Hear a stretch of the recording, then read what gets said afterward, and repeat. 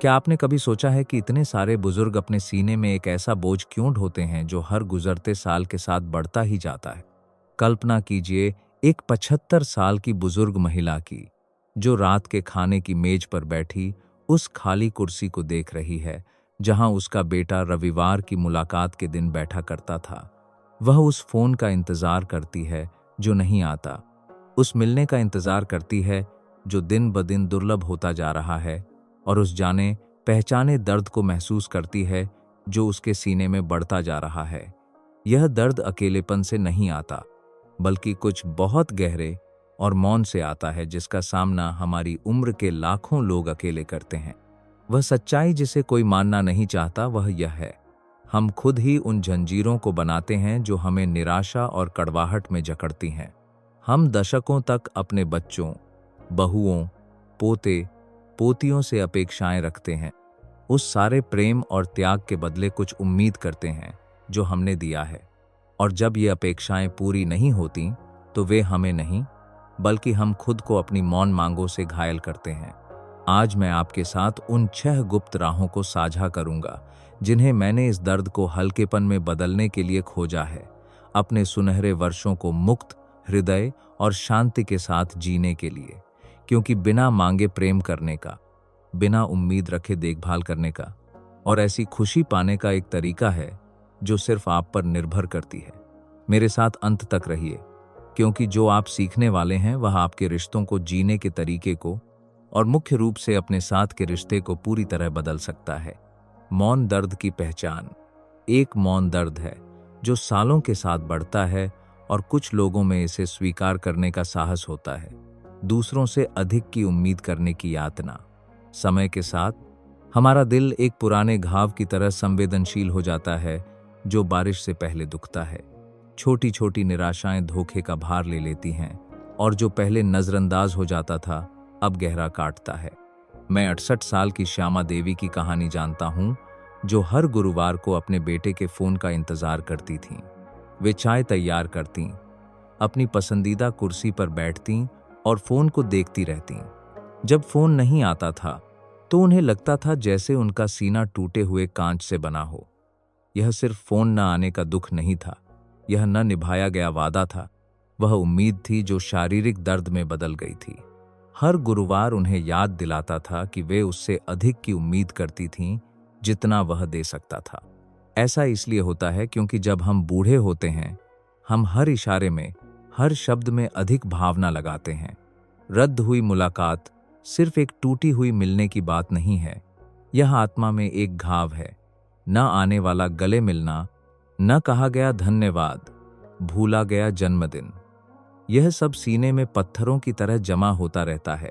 एक ऐसा बोझ बनाता है जो हमारी शांति और जीने की खुशी को चुरा लेता है। दुखदाई सच्चाई यह है कि जब हम बहुत अधिक उम्मीद करते हैं तो हम खुद ही अपनी जेल बनाते हैं। और एक रास्ता है, स्वतंत्रता का एक मार्ग है जो आपकी कल्पना से कहीं अधिक पास है। अपेक्षाओं को छोड़ना। जब मैं अपेक्षाओं को छोड़ने की बात करता हूं तो मैं कई लोगों की आंखों में डर देखता हूं। वे सोचते हैं कि मैं उनसे प्रेम करना छोड़ने के लिए कह रहा हूं, ठंडे, दूर हो जाने के लिए। लेकिन अपेक्षाओं को छोड़ना बिल्कुल इसके विपरीत है। यह इतना गहरा स्व प्रेम का कार्य है जो न सिर्फ आपको बल्कि आपके आसपास के सभी को बदल देता है। अपेक्षाओं को छोड़ने का मतलब रिश्तों को छोड़ना या यह दिखावा करना नहीं है कि आप परवाह नहीं करते। यह बिना रसीद मांगे प्रेम करना चुनना है। यह किसी का हाथ इसलिए छोड़ना है कि वे उसे ठुकराने के लिए नहीं, बल्कि इसलिए कि वह आपके साथ स्वतंत्र रूप से चल सके।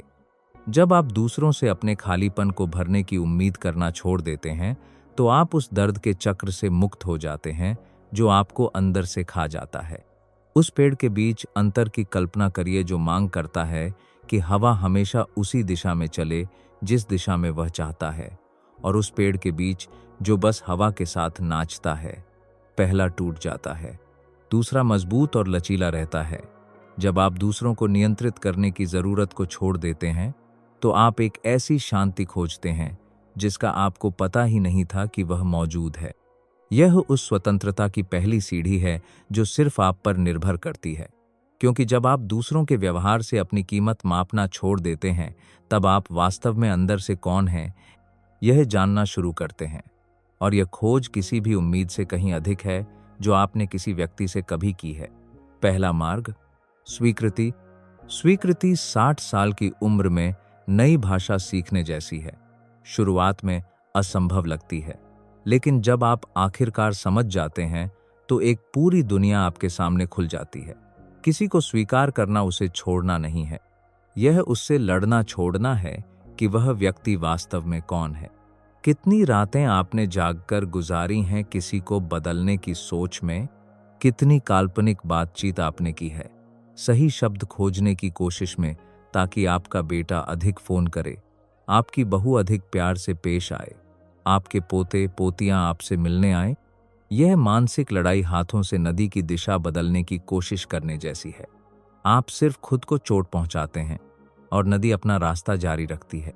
स्वीकार करने का मतलब है अपने बेटे को देखना और समझना कि वह अपनी लड़ाई लड़ रहा है, कि शायद वह इसलिए फोन नहीं करता क्योंकि वह बहुत व्यस्त है, इसलिए नहीं कि वह आपसे प्रेम नहीं करता।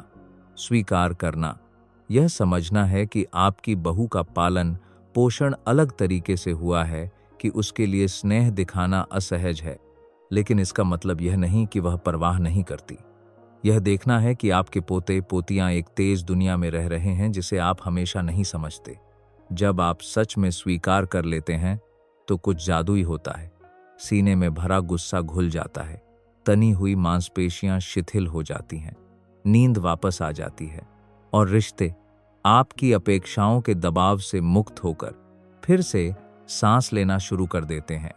स्वीकृति दूसरों को नहीं बदलती, लेकिन उनके प्रति आपकी भावनाओं को पूरी तरह बदल देती है। दूसरा मार्ग, अपनी खुशी की जिम्मेदारी लेना।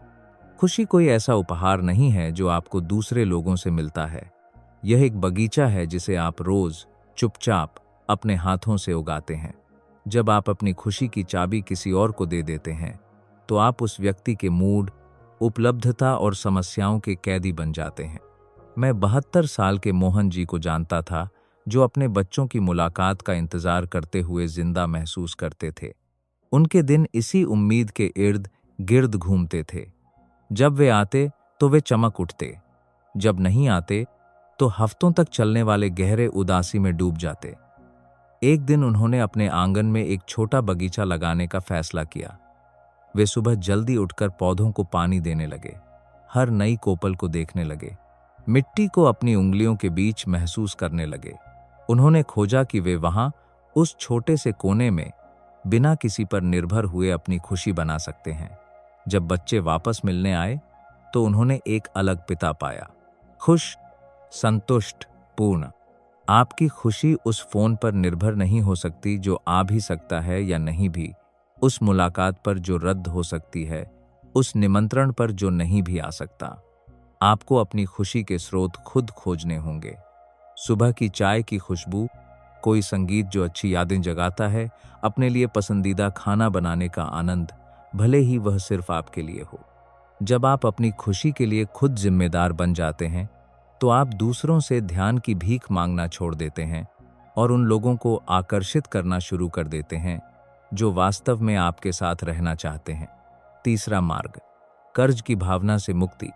एक मौन जहर है जो बहुत से लोग बिना समझे ढोते हैं।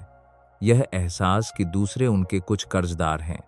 सालों तक देखभाल करने, त्याग करने, देने के बाद पहचान की उम्मीद करना स्वाभाविक है, लेकिन यह अपेक्षा एक ऐसे हिसाब में बदल जाती है जो कभी चुकाया नहीं जाएगा और जो सिर्फ रेसेंटमेंट के सूद के साथ बढ़ता रहता है। आप याद करते हैं कितनी रातें आपने बीमार बच्चे की देखभाल में गुजारी, कितने सपने आपने परिवार का भविष्य सुनिश्चित करने के लिए छोड़े, कितनी बार आपने दूसरों की ज़रूरतों को अपनी ज़रूरतों से पहले रखा। यह सब प्रेम से किया गया था, लेकिन कहीं न कहीं मन ने हिसाब लगाना शुरू कर दिया, और जब दूसरे उसी मात्रा में वापस नहीं करते तो एक कड़वाहट पैदा होती है जो अंदर से सड़ाती है। मुक्ति तब शुरू होती है जब आप एक सरल सच्चाई समझते हैं, जो आपने किया, प्रेम से किया, किसी अनुबंध से नहीं।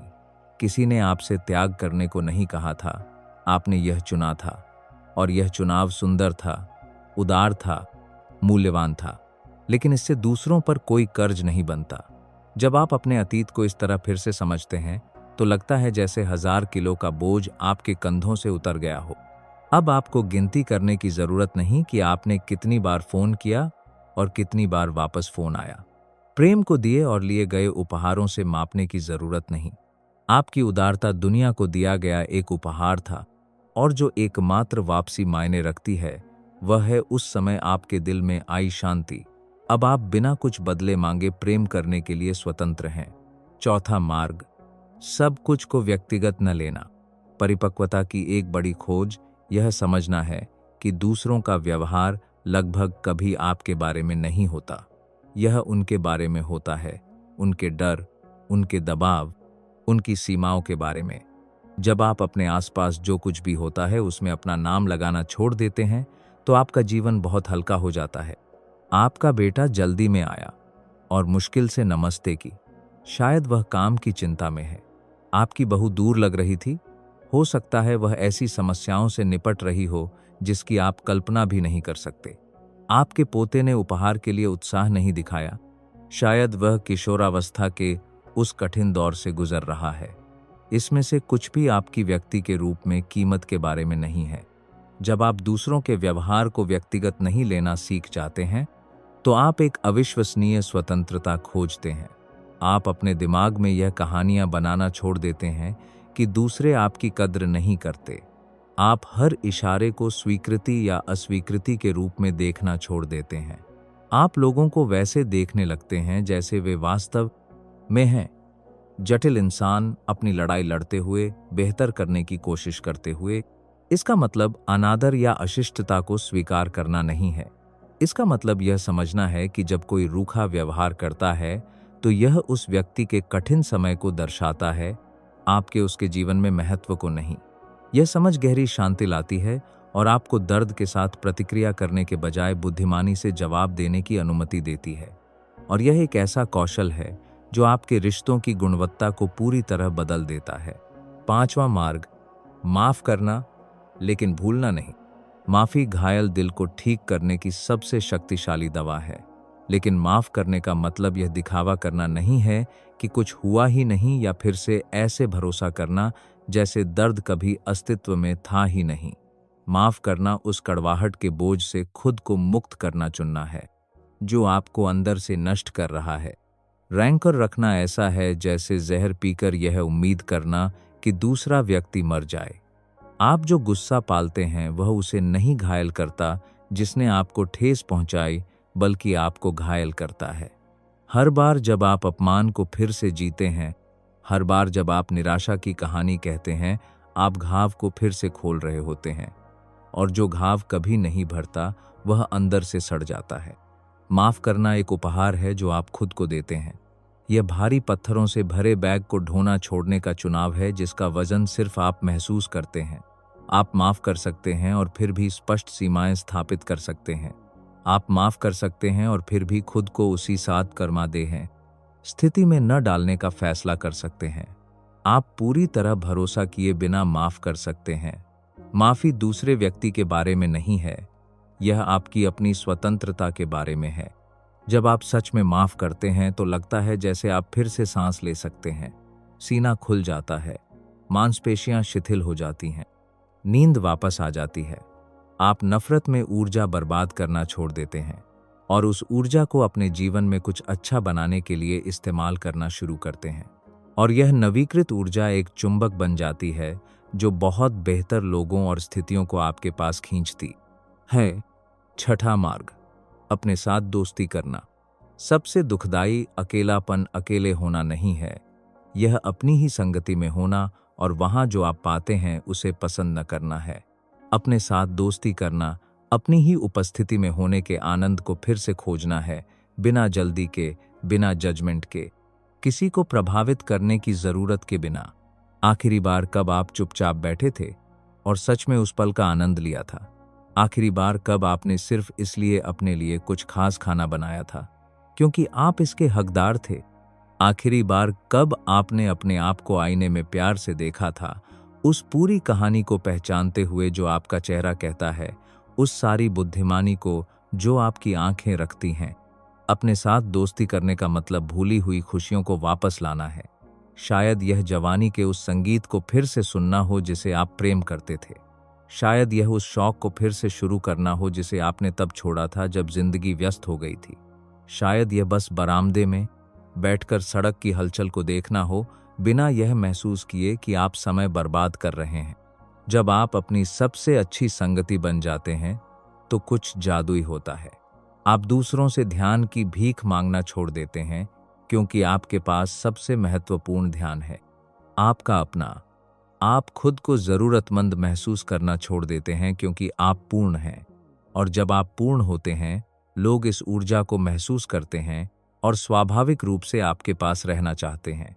दया या फर्ज से नहीं, बल्कि इसलिए कि आप दिलचस्प, शांत, प्रामाणिक तरीके से आकर्षक बन गए हैं। वर्तमान में जीना। आपका मन एक बेकाबू टाइम मशीन की तरह है। यह आपको अतीत में ले जाता है, कड़वाहट, पछतावे, दुखदाई पलों को फिर से जीने के लिए। फिर आपको भविष्य में फेंक देता है, उन चीजों की चिंता करने के लिए जो शायद कभी न हो। लेकिन जब आप समय की यात्रा कर रहे होते हैं, असली जिंदगी अभी हो रही होती है और आप सब कुछ खो रहे होते हैं। वर्तमान एकमात्र जगह है जहां आपके पास वास्तविक शक्ति है। अतीत में आप कुछ नहीं बदल सकते, भविष्य में आप कुछ नियंत्रित नहीं कर सकते, लेकिन अभी इसी क्षण आप चुन सकते हैं कि कैसा महसूस करना है, कैसे प्रतिक्रिया करनी है, क्या करना है। वर्तमान वह जगह है जहां शांति रहती है, जहां फिर से शुरुआत की संभावना रहती है, जहां असली जिंदगी रहती है। जब आप वर्तमान में जीना सीखते हैं तो आप छोटे चमत्कार खोजते हैं जो हमेशा से आपके आसपास हो रहे थे। सुबह की चाय के पहले घूंट का स्वाद, आपकी त्वचा को छूने वाली धूप की गर्मी, सड़क पर किसी बच्चे की मुस्कान, आपके लगाए फूल की खुशबू। ये छोटी खूबसूरतियां हमेशा वहां थीं, लेकिन आपका मन उन चीजों से दुखी होने में बहुत व्यस्त था जो बीत चुकी थीं या अभी तक आई ही नहीं थीं। वर्तमान में जीना समस्याओं से भागना नहीं है, यह उनका सामना साफ दिमाग से करना है। अतीत की भ्रांति और भविष्य के डर के बिना यह खोजना है कि जब आप पूरी तरह मौजूद होते हैं तो आप अपनी कल्पना से कहीं अधिक मजबूत होते हैं, और यह पूर्ण उपस्थिति में ही आप वह शांति पाते हैं जिसे आप हमेशा दूसरों में खोजते रहे। उम्र कोई बाधा नहीं। एक झूठ है जो समाज हमें कहता है कि 60 के बाद बदलने, बढ़ने, मुक्त होने के लिए बहुत देर हो चुकी है। यह झूठ लाखों लोगों से उम्मीद छीन लेता है जो मानते हैं कि वे जिंदगी के अंत तक वही भावनात्मक बोझ ढोने को मजबूर हैं। लेकिन मैं यहाँ आपको बताने के लिए हूँ कि यह बिल्कुल गलत है। भावनात्मक स्वतंत्रता आपके पहचान पत्र पर नहीं देखती। यह आपके जीवन में आने से पहले आपकी उम्र नहीं पूछती।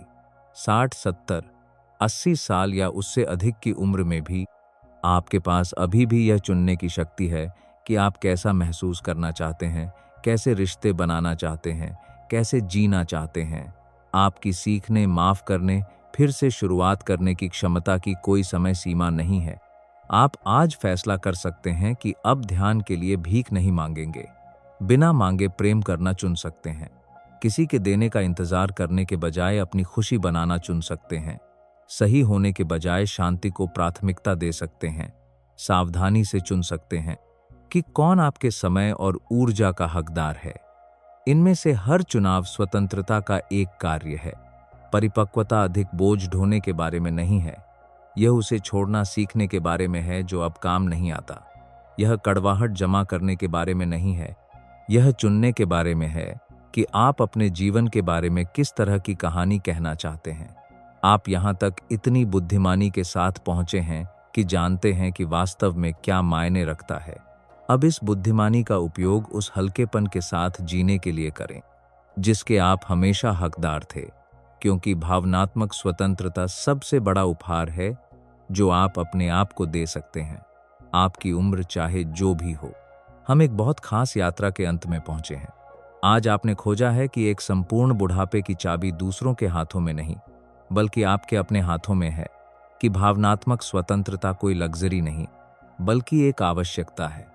और यह कि अपेक्षाओं को छोड़ना प्रेम को छोड़ना नहीं है, यह आखिरकार सच्चा प्रेम करना सीखना है। जो 6 मार्ग मैंने आपके साथ साझा किए हैं, वे सिर्फ सुंदर विचार नहीं हैं, ये बदलाव के वास्तविक उपकरण हैं। जब आप स्वीकृति का अभ्यास करते हैं तो आपका ब्लड प्रेशर कम होता है। जब आप अपनी खुशी की जिम्मेदारी लेते हैं तो आपके दिन छोटी खुशियों से भर जाते हैं। जब आप कर्ज की भावना से मुक्त होते हैं तो आपके कंधे हल्के हो जाते हैं। जब आप दूसरों के व्यवहार को व्यक्तिगत लेना छोड़ देते हैं तो आपका मन शांति पाता है। जब आप सच में माफ करते हैं तो आपका दिल फिर से जवान हो जाता है। और जब आप अपने साथ दोस्ती करते हैं तो आप खोजते हैं कि आप फिर कभी अकेले नहीं होंगे। आप यहाँ इतनी बुद्धिमानी के साथ पहुँचे हैं कि चुन सकते हैं कि आप अपने आने वाले सालों को कैसे जीना चाहते हैं। बोझ के बजाय हल्केपन को चुन सकते हैं, विद्रोह के बजाय स्वीकृति को, चिंता के बजाय उपस्थिति को। आपके 60, 70, 80 साल आपकी पूरी जिंदगी के सबसे स्वतंत्र और प्रामाणिक साल हो सकते हैं। अब मुझे बताइए, इन सबकों में से कौन सा आपको आज सबसे ज्यादा सुनने की जरूरत थी? इन राहों में से कौन सी आपका दिल पहले से ही आपसे चलने के लिए कह रहा है? अगर इन शब्दों ने आपकी आत्मा को छुआ है तो अपना अनुभव साझा करते हुए एक टिप्पणी छोड़िए। इस संदेश को किसी ऐसे व्यक्ति के साथ साझा करें जिसे भी यह स्वतंत्रता पाने की जरूरत है। मिलकर हम शांति और भावनात्मक हल्केपन की एक मौन क्रांति बना सकते हैं।